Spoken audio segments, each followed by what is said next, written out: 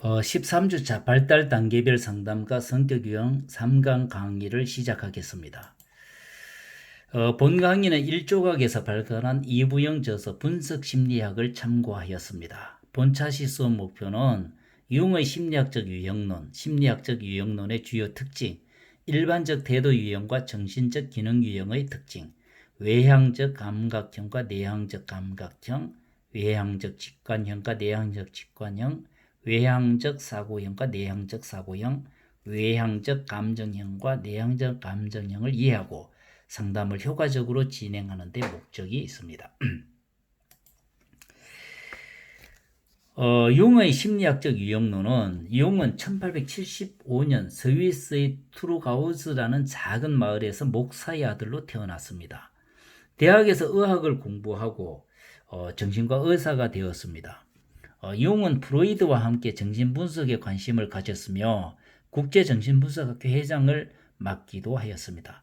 이후 프로이트와 결별하고 체험을 바탕으로 하는 분석심리학을 개발하였습니다. 오늘 제가 설명하려고 하는 성격 유형은 융의 심리학적 유형론이라고 할 수 있습니다. 융의 심리학적 유형론은 심리적 경향의 동적인 관계를 파악하는 데 그 특징이 있습니다. 융은 심리학적 유형을 크게 두 가지 측면인 일반적 태도와 정신 기능의 유형으로 나누고 일반적 태도는 다시 외향적 태도와 내향적 태도로 나누고 정신 기능 유형은 감각, 직관, 사고, 감정의 네 가지 기능으로 나누었습니다. 융은 일반적 태도 유형과 네 가지 정신 기능을 조합하여 외향적 감각과 내향적 감각, 외향적 직관과 내향적 직관, 외향적 사고와 내향적 사고, 외향적 감정과 내향적 감정의 8개 성격 유형으로 나누어 설명하고 있습니다. 요즘 전 세계적으로 가장 많이 활용되고 있는 MBTI 성격 유형 검사는 마이어 브릭스 모녀가 융의 심리 유형론을 차용하여 생활 양식 척도인 판단 척도와 인식 척도를 추가하여 8개의 척도로 나누고 이 척도들을 조합하여 16개의 성격 유형을 개발한 것입니다. MBTI는 바로 융의 심리학적 유형론에 뿌리를 두고 있는 성격 유형 검사 도구라고 할 수 있겠습니다. 이런 의미에서 이미 고전이 되었다고 하는 융의 심리학적 유형론을 공부한다는 것은 의미가 있을 뿐만 아니라 MBTI를 비롯한 다른 성격 유형 검사 도구를 이해하는 데도 큰 도움이 될 것이라고 생각합니다. 심리학적 유형론의 주요 특징에 대해 살펴보겠습니다. 융의 심리학적 유형론은 융의 이론 가운데 비교적 초기의 학설입니다. 융은 인간 상호 간의 의사소통을 가로막는 오해나 논쟁, 편견의 근원을 살펴보면 사람들이 사람이나 세상을 보는 입장이 서로 다르기 때문이라고 합니다. 융의 유형론은 사람의 마음이 다르다는 것을 강조하기 위해서 만든 학설은 아닙니다. 모든 사람들이 다 다르지만 자세히 살펴보면 몇 가지의 특징적인 경향으로 나눌 수 있다는 의미입니다. 극단적으로 유형론조차도 그 학설을 제창하는 사람의 심리적 전제에 따라서 영향을 입을 수 있다는 얘기가 될 수 있습니다. 융은 인간 정신에 내포된 두 가지 상반된 대극이 존재한다는 전제를 두고 있으며 인간 정신의 두 가지 성향은 전혀 별개의 것이 아니라 서로 하나로 통일되려는 경향을 가진다고 합니다. 일반적 태도 유형에 대해 살펴보겠습니다. 융은 심리학적 유형을 두 가지 측면에서 보는데 일반적인 태도상에서 보는 유형으로 내향적 태도와 외향적 태도를 말합니다. 내향적 태도의 구별은 그 개체의 주체와 객체에 대한 태도에 따라서 내릴 수 있으며 사람의 태도가 객체를 주체보다 중요시하면 그는 외향적 태도를 취한다고 말하며 반대로 객체보다 주체를 중요시하면 그는 내향적 태도를 취한다고 할 수 있습니다.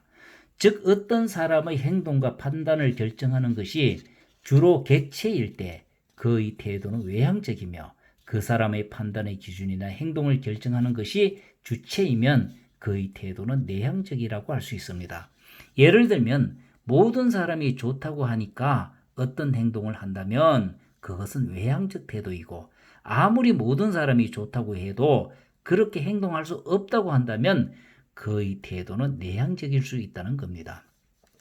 이용은 외향형과 내향형을 관심이 나타내는 방향으로 설명하는데 외향형은 관심이 밖으로 향하며 객관세계로 뛰어들어 그것과 관계를 맺는데 서슴지 않고 때로는 객체를 바꾸는데 적극적으로 관여하는 반면에 내향형은 객체가 주체를 위협하는 존재처럼 생각하고 밖에서 오는 자극이 조금이라도 주체를 손상하지 않도록 주체를 지키려고 합니다.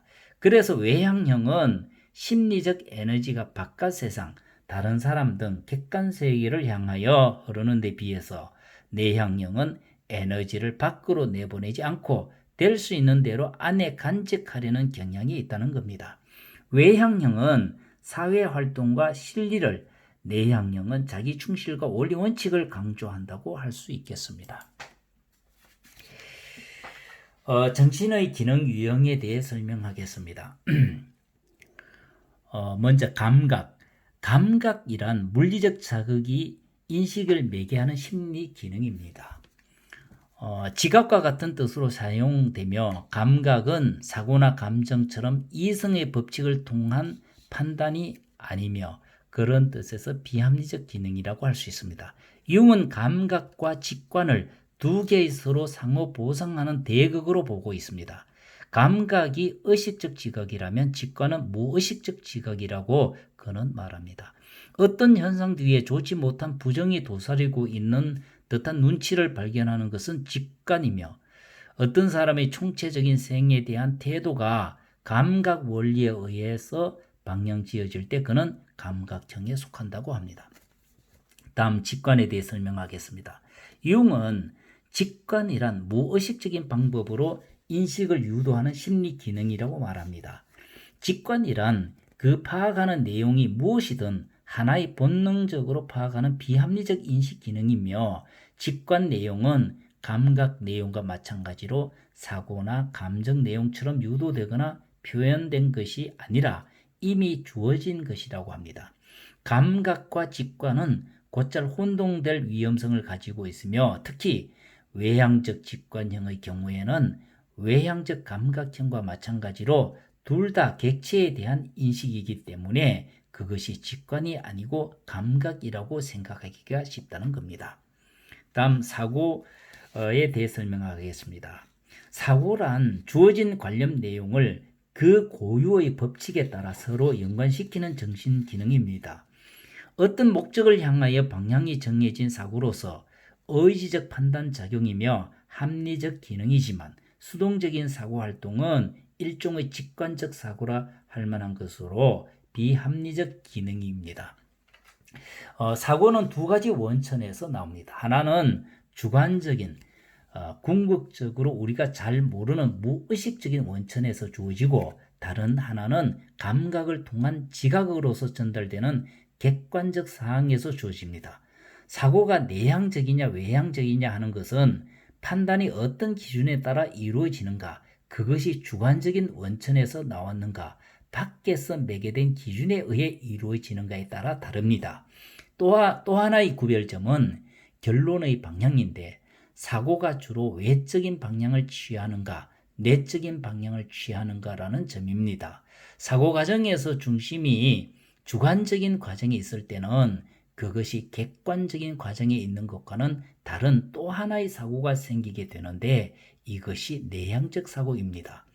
주관적으로 주어진 것에서 출발하고 주관적인 이념이나 주관적인 성질의 사실로 방향지어진 사고입니다. 마지막으로 감정에 대해 설명하겠습니다. 감정은 무엇보다도 자아와 주어진 내용 사이에 일어나는 과정으로서 그 내용에 받아들이든가 돌려보내든가 하는 일정한 가치를 부여하는 과정이라고 할 수 있습니다. 그때그때 일시적인 의식의 내용이나 일시적인 지각과 관계없이 따로 기분으로 나타날 수 있는 과정이라고 할 수 있습니다. 감정 기능은 전적으로 주관적인 과정이어서 외부의 자극과 전혀 관계없이 독립적으로 있을 수 있는 과정이라고 합니다. 감정은 사고나 마찬가지로 이성의 법칙에 따라 진행되는 판단의 한 양식이므로 합리적 기능이라고 할 수 있습니다. 감정은 감각뿐만 아니라 사고, 직관 등 다른 기능과 섞여 있는 수가 있습니다. 융은 평범한 구체적 감정과 추상적 감정을 구별하고 있습니다. 외향적 감각형에 대해 설명하겠습니다. 외향적 감각형은 어떤 형과도 비길 수 없는 현실주의자라고 융은 말합니다. 실무에 밝은 행정가, 기업가, 기술자에서 이런 형을 흔히 볼 수 있습니다. 외부적 사실을 재빠르게 객관적으로 파악하고 이와 관계를 맺는 데 비상한 재간이 있습니다. 외향적 감각형에서는 실제적인 객관적 사물이나 사실이 더욱 중요시됩니다. 이 형의 사람들은 숫자라든가 물질 같은 객체에 몰두하면 그의 마음은 완전히 여기에 흡수되고 그는 전혀 감정이 없는 사람처럼 보입니다. 그의 가장 열등한 기능인 직관은 완전히 의식에서 사라집니다. 외향적 감각형에서 의식의 일방성으로 말미암아 무의식과의 해리가 심해지면 여러 가지 병적인 증상이 생깁니다. 특히 공포증, 강박증이 생긴다는 겁니다. 내향적 감각형은 객관적 자극에 의해서 생긴 주관적 감각 부분에 따라 그 행위가 결정됩니다. 겉으로 보면 이 사람들은 2차 기능인 사고나 감정이 기능을 발휘하지 않는 이상 멍청하게 보일 수 있습니다. 겉으로 보이는 것처럼 무난한 사람이 아니라 쉽게 화를 낼 가능성을 가지고 있고 지배욕에 사로잡히기도 합니다. 다른 사람이 그가 무엇을 어떻게 지각하였는지 잘 알기가 어렵습니다. 내향적 감각형의 무의식에 가장 심하게 억압되는 것은 직관 기능입니다. 이 형의 사람에게 잘 나타나는 신경증은 강박신경증이며 피로 증상 뒤에 히스테리성 특징을 보이기도 합니다. 열등 기능을 분화시키려면 우월 기능이 자를 비켜주지 않으면 안 됩니다. 다음 외향적 직관형은 직관은 여러 가지 가능성을 알아차리는 기능입니다.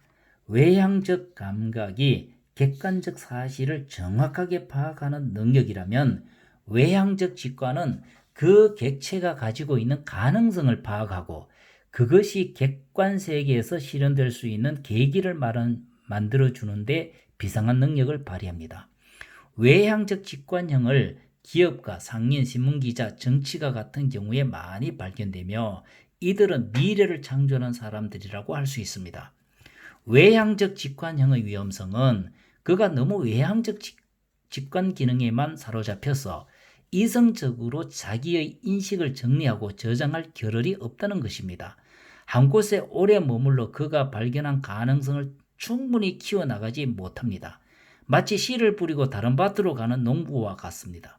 즉 수학은 그가 아니라 다른 사람이 하게 됩니다.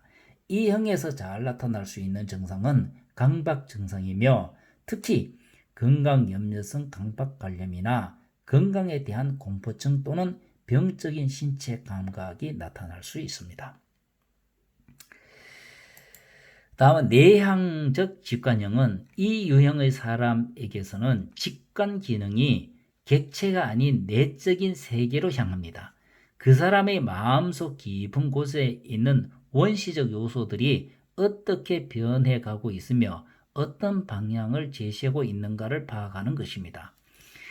구체적인 현실에서의 가능성보다 정신세계에서의 가능성을 촉진하는 데 뛰어나다고 할 수 있습니다. 이들은 종교적 예언가, 이른바 선지자이며 예술가나 시인 가운데서도 발견됩니다. 원시 사회와 같으면 혼령의 세계와 교통하며 이를 통하여 환자를 치료하는 샤먼과 같은 형이 될 것입니다. 현대 사회의 정신치료가 정신과 의사, 심리학자들 가운데도 이런 형의 치료자가 많습니다. 이들이야말로 이 시대를 앞서가는 사람들이라고 할 수 있겠습니다. 이 형에서 흔히 보는 신경증은 강박신경증으로 건강염려 증상, 감각의 과민 상태, 혹은 어떤 사람이나 사물에 대한 강박적인 속박 등의 여러 증상이 나타날 수 있습니다. 외향적 사고형은 네 가지 정신 기능 가운데서 주로 객관적 기준에 따라 진행되는 사고 기능에 의하여 생활하는 형이라고 할 수 있습니다. 이 유형에서는 외향적 사고가 가장 발달해 있고, 이 형의 사람은 그의 생활을 영위하는 데 무엇보다 객관적 상황에 합당한 지적 작업에 의거합니다. 남성에게서 많이 볼 수 있고, 정부기관이나 상사의 행정가 또는 사무가, 법관, 과학자에게서 흔히 볼 수 있습니다. 외향적 사고가 건전하게 움직이고 있는 한 이들은 단체의 조직에 능하고 공정한 판결을 내릴 수 있고, 개인 사이의 또는 경우에 따라 집단 간의 분쟁 해결을 조절하는 머리를 가지고 있습니다. 외향적 사고형은 여러 가지 경험 자료를 종합해서 일반적인 견해에 도달하거나 새로운 사실을 산출해내는 것이 특징입니다. 이 유형의 사람은 유익한 백과사전을 만들거나 교과서를 만들 수 있는 사람들이라고 할 수 있습니다. 만일에 누가 그에게 어떤 문제에 대하여 그의 주관적 태도나 의견을 묻는다면 그는 당황해서 어쩔 줄을 모를 것입니다. 학자 가운데는 마르크스, 다윈, 헤겔 같은 학자가 바로 외향적 사고의 특징을 가지고 있다고 할 수 있겠습니다. 외향적 사고형에서 가장 억압되는 것은 사고 기능의 대극인 감정 기능입니다. 모든 생명 형태, 즉 미적 활동, 취미, 예술 감상, 친교, 종교적 체험과 같은 것에 모두 소홀해질 수 있습니다. 일에 흡수되어 자기의 몸을 돌보지 않게 되는 것 또한 외향적 특유의 특징이라고 할 수 있겠습니다. 내향적 사고형은 이 형의 인간의 사고는 객관적 사실보다도 이념이나 관념의 영향을 받습니다. 사실 그 자체보다 그 사실에 대해서 내가 즉 주체가 어떻게 생각하느냐 하는 것이 더욱 중요합니다. 내향적 사고형이 즐겨 관여하는 분야는 철학입니다. 칸트는 전형적인 내향적 사고형의 사람입니다. 가령 예술사를 공부하는 외향적 사고형은 어떤 작품과 비슷한 작품이 어느 연대에 어디에서 볼 수 있는가를 증명하고자 하고, 예술가에 관한 여러 가지 배경과 역사적 사실을 연결하고자 합니다. 반면에 내향적 사고형은 먼저 우리는 예술이 무엇인지를 알아야 한다고 주장하고, 이 문제를 해결하고 지나가지 않으면 모든 것이 뒤죽박죽이 된다고 생각합니다. 전체적으로 그가 관심을 가지는 것은 주관적 관념이고 근본적인 문제입니다. 내향적 사고는 하나하나의 관념에 대한 깊은 통찰을 통하여 지식의 심화에 이바지합니다. 내향형답게 광구를 싫어하고 또한 실제적인 능력도 부족하기 때문에 자기 생각을 세상에 실현할 때 차근차근 남에게 설명하지 못하거나 하지 않은 채 내버려 둡니다. 내향적 사고에 일반적으로 지나치게 치우치면 사고를 통한 판단은 경화되고 완고해질 수밖에 없습니다. 열등 기능의 특징은 그 개체로 하여금 특히 신경을 건드리고 신경을 쓰게 하는 데 있습니다. 내향적 사고형에서 무엇보다도 억제되는 것은 감정 기능입니다. 열등 기능으로서의 감정은 흑백 판단을 뚜렷하게 하는 경향이 있습니다. 이 형의 사람이 사랑을 하게 되면 거의 비굴할 정도의 헌신적인 사랑을 하며 그 감정은 무척 원시적입니다. 이 형의 열등한 감정 기능은 대체로 마치 암사자가 갓난 아기를 데리고 노는 것과 같다고 합니다. 외향적 감정형은 감정 기능이 이들의 생활의 주요한 근간이 되며 이들의 감정은 객체에서 기준을 둔 외향적 감정입니다. 감정은 여성의 심리적 특징인 만큼 감정형은 외향적이든 내향적이든 여성에 많다고 융은 지적합니다. 감정은 객관적 상황이나 보편적인 가치에 순응합니다. 이 형의 여성들은 언제나 적당한 남자를 사랑한다. 즉 객관적인 조건에 맞는 남자입니다. E형의 사람들은 쉽게 친구들을 사귀고 모든 사람을 즐겁게 만들어 줌으로써 인간관계에 기름을 치고 쉽게 인생을 헤엄쳐 갑니다. 외향적 감정형이 가장 싫어하는 것은 생각하는 것입니다. 생각은 감정에 종속되어 있습니다. 이런 형의 노이로제는 유아적 성적 관념을 무의식 속에 가지고 있는 것을 특징으로 하는 히스테리라고 말합니다. 이 형의 사고는 아직 미숙하므로 그들은 마음의 밑바닥에서 발견한 생각이라는 법의 단지를 형식적인 이미 형성된 사고체계에 그대로 맞추는 작업을 할 뿐입니다. 그것은 하찮은 평범한 암기 작업과도 같다고 할 수 있습니다. 마지막으로 내향적 감정형은 잔잔한 물은 깊다라는 격언은 이 형의 여성들에게 가장 알맞은 말입니다. 내향적 감정형은 무척 분화된 감정을 가지고 있습니다. 이 형은 어느 집단의 윤리적 지주가 될 수 있습니다. 밖으로 나타나는 것은 조화된 쾌적한 안정감입니다. 이런 형의 여성은 곧잘 외향적인 남성의 매호의 대상이 될 수 있습니다. 왜냐하면 내향적 감정은 외향형의 무의식에 해당되기 때문에 끌릴 수밖에 없습니다. 내향적 감정형은 밖으로 나타내는 냉담성과는 달리 자기 안에 깊은 공감 능력을 가지고 있습니다. 내향적 감정형의 감정의 대상은 객체가 아니고 마음속에 숨어있는 깊은 종교적 심상입니다. 혹은 시적인 형태로 표현된 감정이라고 할 수 있습니다. 내향적 감정형의 가장 열등한 기능은 사고 기능입니다. 이 형의 사람에게서 일어날 수 있는 가장 흔한 형태의 신경증은 히스테리보다는 신경쇠약증 신경증이며 여성에게서는 특히 강한 신체적 변화, 즉 빈혈이라든가 이에 따르는 신체 증상을 수반한다고 융은 말합니다. 이상으로 3강 강의를 모두 마쳤습니다. 경청해 주셔서 감사합니다.